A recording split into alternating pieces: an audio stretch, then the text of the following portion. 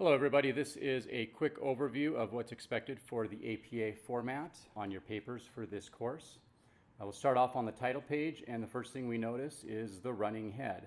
Now the running head is an abbreviated version of your title. So you see the title down here, the full title, and up here you can see it's basically identical with the exception it's a little bit shorter. This needs to be limited to 50 characters or less. On the first page, or the title page, you need to make sure to include the term running head. On all subsequent pages, that running head will not be seen.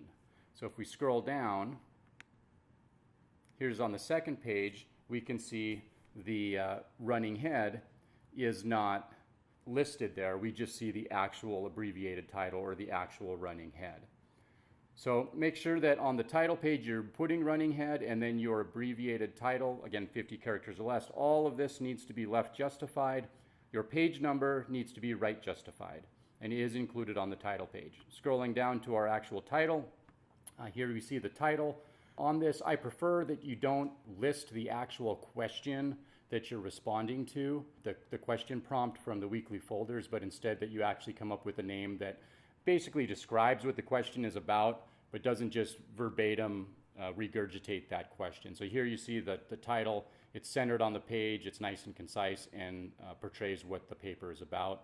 Then the student name, followed by the university, the course number. You can also include the course name here, the professor's name, and then the date in which you're turning this paper in. Moving down to the second page, again, here we can see the running head. However, this time the running head is missing. So it's just the abbreviated title as the running head. We still have it left justified and the page number right justified. During an APA paper, you need to include an abstract. An abstract is not an introduction. I want to be clear on that. It is not an introduction. An abstract is very different, and it must include a purpose, the methods in which you did your research, the results from your sources, and then a conclusion summarizing what those results were. So here we can see a clear purpose. This paper explores the process of communication in light of cultural differences. After that, we see how they actually did the research. So here we see that they looked at articles that discuss cross-cultural contamination, and how they found those articles was using online research, and then evaluated those articles using literary review and a comparison and contrast method to the assigned text. So that's a great method section, tells us exactly how they did their research. Then we come to results. On the results, it's important that you don't add any opinions, you don't color it in any way, you don't add any of your own experience to it. We'll do all that later in the conclusions. Results simply are listing what the source was and what is the result that came from that source. So here we see a Forbes magazine article. It's listed and cited. This is an example of a signal phrase citation, which we'll talk about in just a minute. And then it follows by the result that's actually there. The next one is this article written by Carteret, and it's then again followed by the result, and so on down the line. So it's important that the result is clear, and then it's also cited. And again, no opinions or synthesis or summary is provided in that. After the results, we come down to a conclusion. The conclusion here should be very concise. At the end of your paper, you're going to have a full paragraph of your conclusion. So here we just want to be as simple as possible.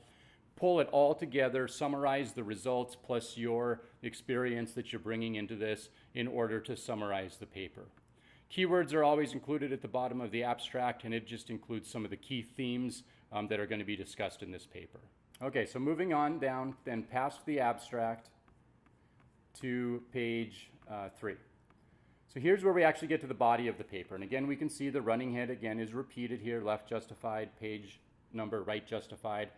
At the top of the body of the paper, we are going to repeat the title of the paper that's listed there. Now, you might notice that these titles are slightly different than the example we were previously using. I actually jumped to a different paper to demonstrate the body of the paper, the citations and the references. So if you see that, that's why you're doing it. All the information is still applicable. We just happen to jump to a different or better example. So we've got the title repeated. This introduction is what we would call a primary or first level header. Again, here is a good introduction. This is not the abstract. It's completely different. But here you're just sort of, introducing the entire topic in a less mechanical format. The abstract is very mechanical and very structured, very scientific, whereas the introduction is more of your linguistic style coming through and more of your own writing style to be able to come through and discuss what you're wanting to discuss. A few things I'll point out here is we've got a couple of citations already here in the introduction. These are what's called a parenthetical citation. It's parenthetical because it comes at the end of the section or at the end of the sentence in which your source information was being used. So here you can see we did not list the author's name. We didn't list the study's name in the sentence. We just used some of their information in our sentence, and we need to give them credit for that, so we list them here as a parenthetical citation. This one includes a page number because this reference is going to be used several times in the paper and from several different sections of this book. So it's important that we give the reader the exact location of the information that it's coming from. So we have to list that page number. Now, if this was from an online resource where there is no page number, for example, it's just one long scrolling web page, then we're not going to list a page number in that situation because there is no different page numbers available for that. But when a page number is available, you have to list it there. Scrolling down, we get further into the body, and here we get into a topic. So we're out of the introduction. We see another first level or primary level header, and this is introducing a main theme that you're going to have in your paper. If you have several main themes, you're going to have several of these primary level or first level topic headers. I'm going to scroll down a page, and here you see a second level or secondary header. So this here is still within the same topic. It's underneath the primary level header topic, yet it's a subtopic. It's a sub-specific topic of that main topic. So we're breaking it out here. And that's a good way to show a really logical, structured format for your reader, knowing, okay, now we're switching gears just a little bit, but we're digging deeper into the main topic in going into this subtopic. So it's important to use first level and second level headers.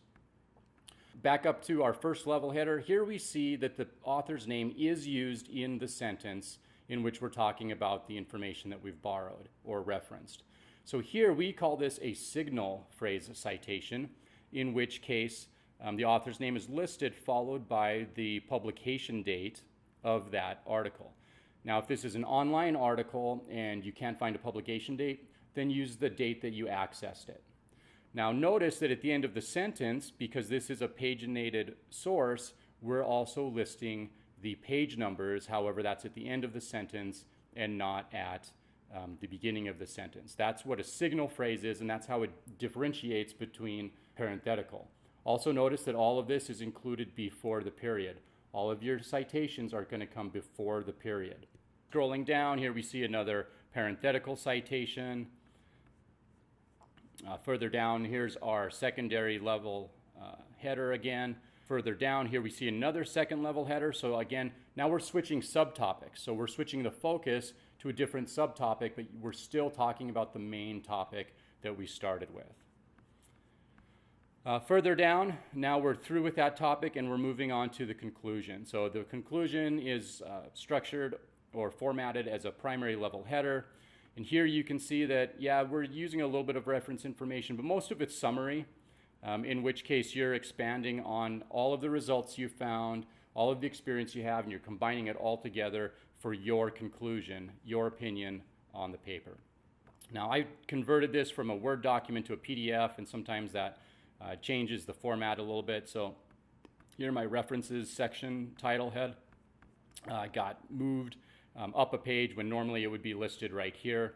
So on your bibliography page or your references page, again, you can see the left justified running head along with the right justified page number.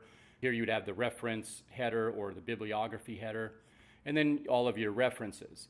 So one thing to note here is that these are listed in alphabetical order. APA format requires alphabetical order, so make sure you're doing that. And then also note that all of these second lines are indented.